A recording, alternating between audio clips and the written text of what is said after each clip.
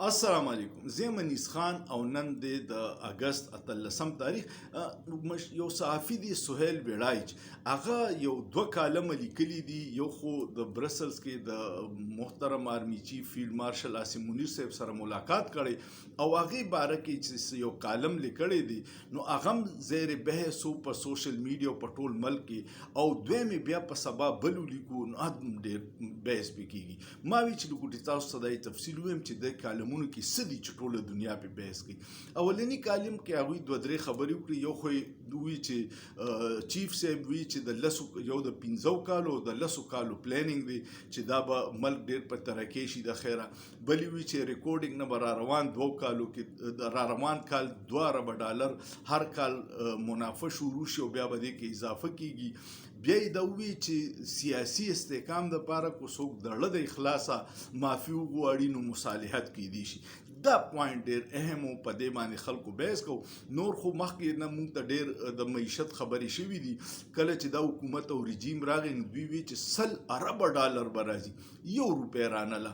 اوس هم موږ ته خوبونه ښیي، خدای دې کړي چې دا خوبونه رښتیا شي ځکه چې خلک ډېر په تکلیف کې دي. خو معافي غوښتو د خبره کې ډېر لوی حکمت دی او دا دی چې لکه عمران خان څه د جرم په وجه نه دی، دا ټول سیاسي په وجه باندې ګیر دی چې دی خبره نه مني د دوی او په دې وجه باندې دی. نو په دې باندې ډېر زیات تنقید کیږي چې سهیل ویړایچ نه خلک تپوس کوي چې ته وایې چې هغه معافی باندې به وشي او بیا یې دویم کالم ولیکو چې ډیر کې دي ته معافي وغواړه، دا خبره ختمه که، خپل کروڑونو خلکو دله دغه ورکړی او قوم د یو بل بوټو د انجام نشي متحمل کېدی او ته چې راوځي نو د بل الیکشنه پورې خاموشه کېنه او بیا پارټۍ دغه کو بل الیکشن. دې کې 3 پیغامات دي. یو خدا ده چې قوم ته دا پته ولګېده چې عمران خان پس جرم کې نه دی ګیر، د ضد ونا په وجه ګیر دی. دویم ورته دا پته ولګېده چې دا دمکیم ورکوي چې د بوټو غونته انجام به دي شي که معافي ونه غواړي او د معافی درخواست هم کوي. یو طرف ته خلکو ته وایي چې عمران خان ختم شو او اوس بس دا سیاست به د هغه نه بغیر کې، یو بل طرف ته د هغه نه بغیر ملک نه چلیږي. نو سوال مینت کوي چې یاره هسې څه لږه معافي وغواړه چې دا ملک روان شي.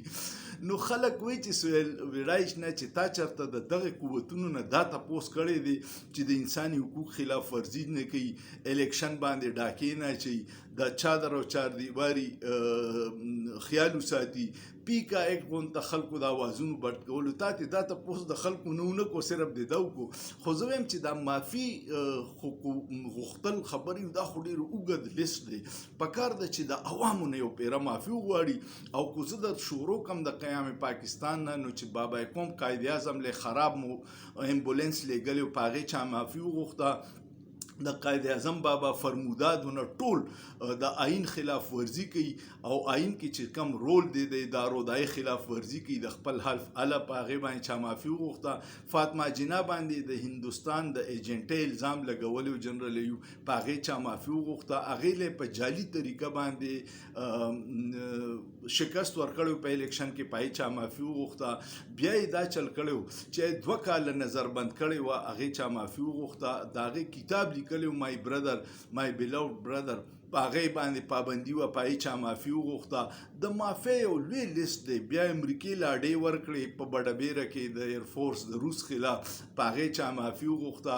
بیا جنرال یحیی ته وګورئ چې د هغه اقداماتو الیکشن د عوام منډیټ ونه منو، اپریشن وشو، په هغې چا معافي وغوښته. ملک 2 ټوټې شو، په هغې چا معافي وغوښته.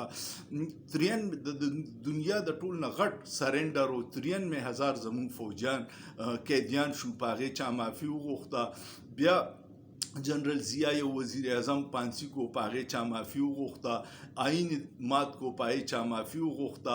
د افغانستان جنگ د ډالرو دپاره د امریکې د مفاد دپاره وکړو، په لکونو افغانان او پښتانه شهیدان شو، په هغې چا معافي وغوښته. بیا مشرف بیا آئین مات کو، په هغې چا معافي وغوښته. بیا هغه وار ان ټیرر کې حصه د امریکې د ډالرو دپاره واغسته، د عوامو د خواهشات نه برعکس، په هغې چا معافي وغوښته. په هغې کې زمونږ 80,000 پاکستانیان د فورسز خلک او عام عوام سیویلین شهیدان شو، په هغې چا معافي وغوښته. $150 ارب د وار آن ټیرر د امریکای د جنگ د وجه د مشرف په دور کې معیشت ته نقصان شو، په هغې چا معافي وغوښته.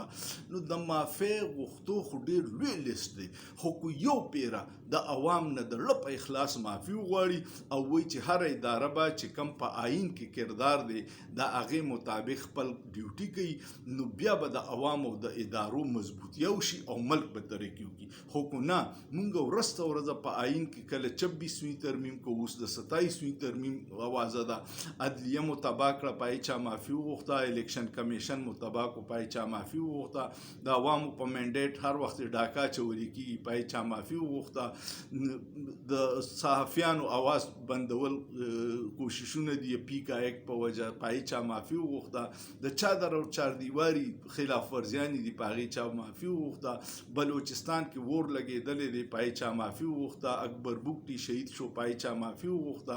نو د معافۍ خو ډېرې لوی میسنګ پرسن دي، خلک په اسلام آباد کې میندې خویندې ماشومان ناست دي، د هغوی په زخمونو چا مرهم کېښود او په دې چا معافي وغوښته.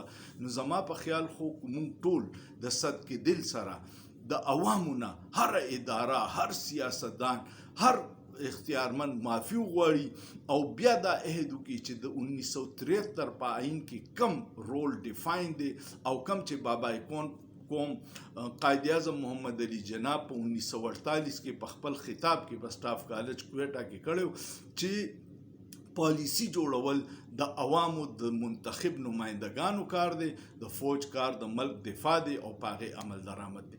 نو دا ملک به ګلې ګلزار شي او کامیاب بشي. که نه صرف د عمران خان په معافۍ باندې دا ټول نظام ولاړ دی، نو زما په خیال چې دا د دې نظام ناکامي ده، دا څه مضبوط نظام نه دی، دا په صابون ولاړ دی. امید لرم چې تاسو به د معافۍ په دې بیک ګراوند پوه شوي.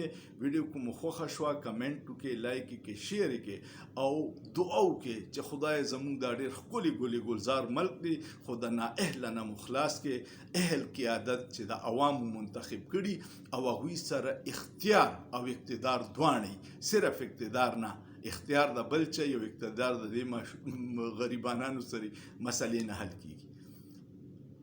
سوچ پیو کې په سوچ کې څه ګناه نشته.